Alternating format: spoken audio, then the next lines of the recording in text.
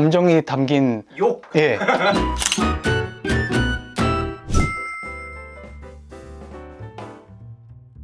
네, 저는 그 네 가지 카테고리 중에 목적이 가장 중요하다고 생각해요.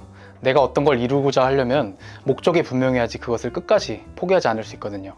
예를 들어서 마라톤을 생각해 보면은 마라톤을 하려고 번호표를 달고 거리를 달리는 사람들의 목표는 결승점이지만 목적은 다 다를 거예요. 어떤 사람은 건강을 위해서일 수도 있고, 어떤 사람은 내가 아끼는 누군가에게 내가 이렇게 노력한다는 걸 보여주기 위한 각자의 목적이 있겠죠. 그렇게 목적이 분명해야지 그 42.195km 혹은 20km의 마라톤을 끝까지 할 수 있는 거예요.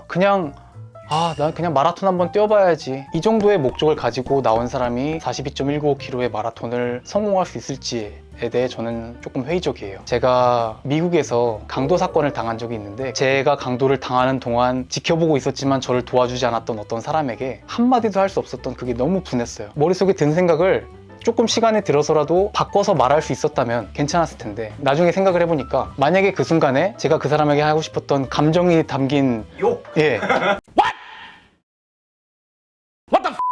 욕을 했어도 걔가 뭐라고 대답했을 때 난 못 알아들었을 테고, 거기에 대해 가만히 있으면은 그게 너무 또 더 분할 것 같은 거예요. 그래서 아무 말도 하지 않고 그냥 꾹 참고 지나갔죠.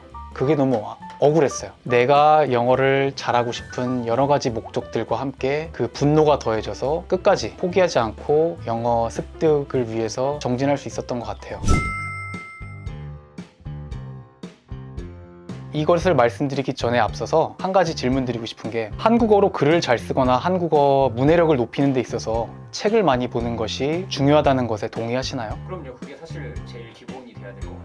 네, 영어를 배울 때도 마찬가지예요. 듣는 거는 많이 들으면 되고, 말하는 건 많이 말하면 되고, 읽는 건 많이 읽으면 되고, 쓰는 건 많이 써보면 돼요. 영어 컨텐츠를 영어 자막으로 보다 보면은 사람이 말하는 속도와 동시에 나타나고 사라지는 그 영어 자막을 읽는 속도에 익숙해지게 돼요. 처음에는 그 화면과 그 사람들의 표정과 이런 것들에만 집중을 하면서 그 컨텐츠를 이해했었다면은, 그걸로 이해가 되는 게 쉬워지고 나면 이제 자막에 눈이 들어오기 시작해요. 그리고 그때쯤이면 자막은 이미 따라 읽는 것이 수월해진 상태였겠죠. 그래서 그 영어 자막을 따라 읽는 것과 영어 자막이 달린 그 컨텐츠의 내용을 추측하면서 이해하는 것에 익숙해지고 나면은 그 영어 문장이 가지는 규칙에 함께 적응하게 돼요. 그 규칙이라는 게 바로 문법이에요. 마치 우리가 한국말을 할 때 우리가 이런 순서로 말하는 것은 우리가 이 문법을 배웠기 때문에가 아니라 그냥 익숙한 거예요. 예를 들어서 어떤 글을 쓴다고 했을 때 긴 글을 쭉 쓰고 나서 그것이 잘 쓴 글인가, 고칠 것이 없는가 생각해 볼 때 우리는 따라 읽으면서 내 귀로 들리는 그 문장이 어색한지를 찾으면서 맞는 문장인지 틀린 문장인지를 찾게 되거든요. 맞아요. 그리고 그게 문법적 오류를 찾는 방법이에요. 우리는 한국어 문법을 배운 적이 없지만 한국어를 많이 들어왔기 때문에 어떤 식으로 말하는 것이 규칙에 옳은 건지 그것에 틀린 것을 찾을 수 있다는 거예요. 같은 방법으로 영어 콘텐츠를 많이 보고 들으면서 자막까지 따라 읽다 보면은 그 영어 문장이 가지고 있는 규칙을 알 수 있게 돼요. 그게 왜 그 자리에 가야 되는지 문법적으로 설명은 할 수 없지만, 문법은 모르지만 문법을 아는 상태가 되는 거예요.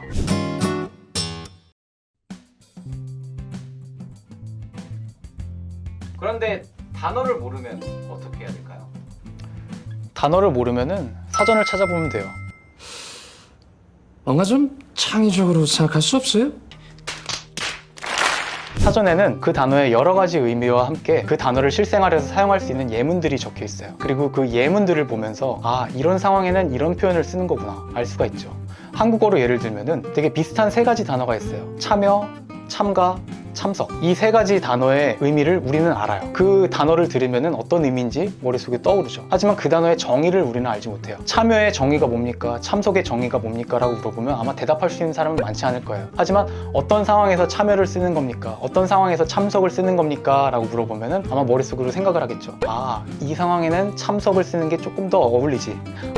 이 상황에서는 참여가 조금 더 어울려. 라면서 예문을 떠올리고 그 단어의 사용법을 알게 되는 거예요. 그래서 사전에 예문을 통해서 그 단어를 익힌다면은 내가 그것을 써먹어야 하는 순간이 왔을 때도 조금 더 쉽게 써먹을 수 있을 테고, 그 단어를 들었을 때도 더 쉽게 이해할 수 있겠죠. 기존의 어떤 언어를 배우는 방법이라고 한다면 문법을 공부한다든지 단어를 공부한다든지 자주 쓰이는 회화 표현들을 외운다든지 해서 내 시간을 투자해서 그걸 공부해야 되는 거잖아요. 하지만 노는 영어를 제가 노는 영어라고 지은 이유는 논다는 건 뭐예요? 내가 그날에 해야 할 일을 다 마치고 나서 쉴 때 하는 모든 것이 전 노는 거라고 생각하거든요. 그 모든 여가 활동을 기존에 한국어로 했던 거를 그냥 영어로 하면 돼요. 그렇기 때문에 추가적인 노력이나 시간 투자가 필요하지 않고 굉장히 효율적이라고 생각해요. 그러면 어떤 콘텐츠를 봐야 할까요?